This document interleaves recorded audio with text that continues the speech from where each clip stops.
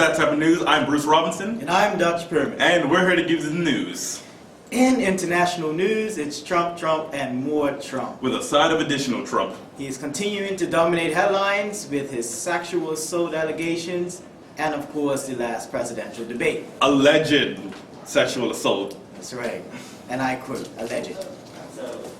Article written by Daniel Dale with the Washington Bureau actually outlined exactly how many lies Donald Trump told in all three presidential debates. And I'm going to read this pro bono, just so I don't get it wrong. It was 37 false claims in the final debate, and an overall whopping total of 104 complete lies. That's right, 104 lies.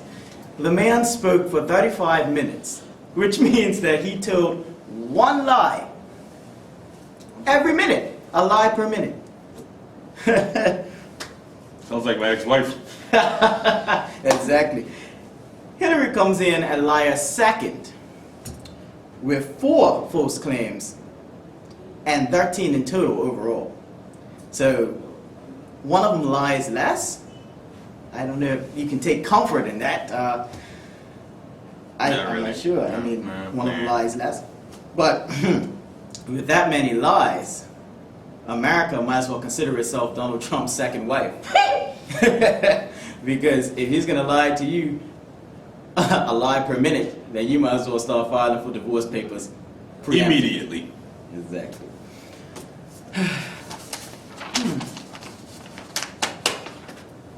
As you can see, Ms. Clinton was amused. Thank you, Ms. Clinton. There is one fact that unites us all. That none of this would be happening if we still had Harambe. R.I.P. Harambe. R.I.P. to a legend. Because without Harambe, the world is spiraling out of control. Speaking of Harambe, did you see about the petition to turn Harambe into a Pokemon, actually? I don't want him into a Pokemon. You know why? Because he's so exclusive now, you know? He's an icon, a pop icon. Let's just keep him that way. Fair enough. In local news, Bermuda will begin bringing in more, I want to call them tricycles, but they're 3-wheeled motorbikes for tourists as well as locals, because as we've all seen, half these tourists can't ride. Everybody's been on Facebook and Instagram seeing videos of them decking out in the rain, in the bright sun. Everybody in Bermuda that owns a bike has drove past the tourists on the road and has seen the frightened look on their faces because they go under the speed limit, which is about 20 miles an hour, which I think Usain Bolt can run faster than that, which means that a human being can run faster than these tourists on these bikes. Can run quicker than certain cars. Well, so first of all, that's not fair. A tricycle is basically like a motorbike in a wheelchair. You know what I mean? It's like it's a safer way for tourists to get around, because some of these like don't feel comfortable, because it really doesn't make sense, because many Bermudians have said, why are you putting these people that have no riding experience on bikes?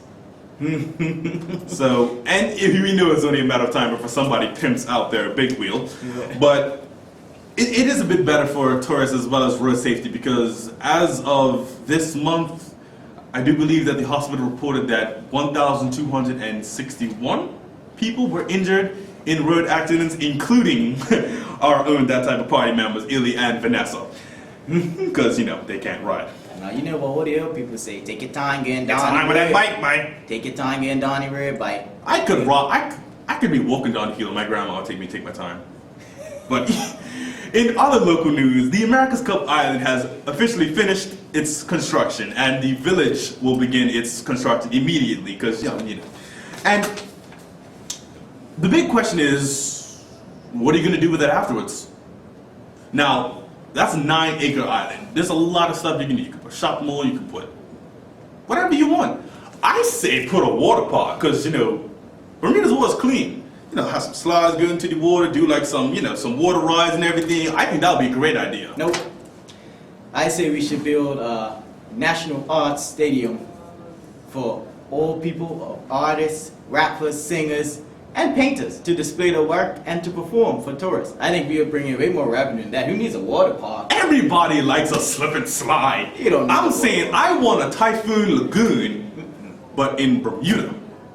You don't need a water park. We have tons of water. We're surrounded by No, water. that's why I'm saying build a water park, because all we have to do for fun is go off and jump off at Amity House. And we have some slides and some rides and some just some stuff to like launch people. If you can just put people in the catapult and shoot them into the water. Well, I'd get in that catapult. I don't know about you. So what do you lot think? Water ride or National Arts Stadium for Bermudians. You're definitely gonna side with me for sure. I knew it. Wait till you see the comments. whatever, Dutch. And finally, in local news, the gambling legislation will be voted upon next month. And it has its pros as well as its cons. You know, its pros being that it'll provide more jobs, it'll possibly provide more tourists, but as people know, it's only a matter of time before somebody gambles away their house as well as their daughter's college fund or maybe even their daughter. So people, if this legislation does get passed, please know your limits and be responsible. In entertainment news, in sweet nerdy goodness, Guardians of the Galaxy 2 finally got a trailer, and it was all kinds of awesome. Now, once again, the song "Hooked on a Feeling" was playing as it did with the first trailer, and it was just beautiful. It's like everybody loved Guardians of the Galaxy. Just to see them finally get a second one and it be done right is great. But I always wonder, how do you catch the raccoon? You know, do you put a trash can on his hand? Do not call Rocket a raccoon to his face, because he'll probably just shoot out of it. He's always got guns. Either way, in the Guardians of the Galaxy trailer, you see Yondu Udonta, as well as in the poster, you see Nebula and Yondu with the Guardians. So the question begs, is Nebula, who was a villain in the last Guardians of the Galaxy, on the team? And is Yondu, who was a bit of a wild card in the last movie, also on the team? Because you do see Rocket and Yondu walking through a room with what seems to be the Ravagers just floating around. Mm-hmm. Now, I like Yondu, I like Nebula, so this is a win-win. And in just complete adorableness, we get a shot of Groot growing and walking around in what appears to be a Michael Jackson jacket. I don't know how you get a Michael Jackson jacket in space, but why not? Come on now. Sorry. Whenever someone mentions Michael Jackson, I just see that. That's a cultural icon for me. You people know what I'm talking about. Come on. Okay, and then the day after we got the Guardians of the Galaxy trailer, we got a Logan trailer that was just...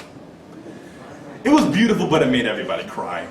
It had Logan going around with Charles Xavier, as well as a little girl, with the song Johnny Cash's Hurt in the background, and it appears that there are no mutants left in this movie. It doesn't seem that there's any other X-Men characters other than Logan, as well as Charles Xavier. And the question begs, we're not clear on who the villain is, we don't know who they're fighting. We did see at the end of X-Men Apocalypse, Essex Corporation took a vial of Wolverine's blood. Most people that know Essex Corporation know Mr. Sinister, Nathaniel Essex, etc., who I would love to see in the movie, as long as Bryan Cranston is playing him. But it was just a beautifully done trailer. It really pulled at your heartstrings, especially because the last two Wolverine movies, no one took them seriously. The first one was horrible. You saw they did the Deadpool, or Barakapool, as people are starting to call it. But we do, like, if this is going to be Hugh Jackman's last Wolverine, it looks like it's going to go out on a good note. Now, the big question is, who is the little girl? Now, several people, like the rumor mill has been crazy, saying that, oh, she could be, some people say she could be just another X-Men that's just younger at the time, but I think that she's X-23, who is Wolverine's unofficial daughter / clone, because Charles says in the trailer that she's like you. She's exactly like you. And we do see her fighting in the trailer, which makes me think, Now, X-23 does replace Wolverine in the comics, but she's unique because she has 2 claws coming out of here and 1 in her foot. So, if she is chosen to helm Wolverine movies after Hugh Jackman's done, I think that would be a great move, because as most of us know, women in superhero movies have yet to get their official movies. Like the women are always side characters. Like, you know, as much as we love Scarlett Johansson as Black Widow, she's a side Avenger. And as much as we like swooned at Gal Gadot as Wonder Woman. She had 3 minutes in the movie, but Wonder Woman's getting her own movie. Yeah, I was about to say. So if they decide to go with X-23 as Wolverine's replacement, I think that would be a very smart move on behalf of Fox. And not only that, but it's just, another man can't really fill Hugh Jackman's shoes when it comes to Wolverine. You can't recast Hugh Jackman. It's just the best way to smart go move. is just replace him with his daughter. For sure. It's definitely a smarter move. I think it's gonna be great, but this has been That Type of News. I am Bruce Robinson. And I'm Dutch Pyramid. Check y'all later.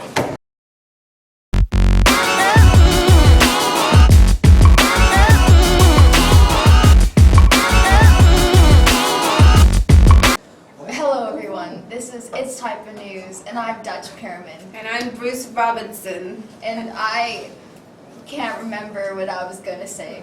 Yeah, and I get on screen and talk in a real manly voice, but I'm not really that manly. And I think all the women like me, but they really run away from me most of the time. And I got anger issues. Get out of my chair!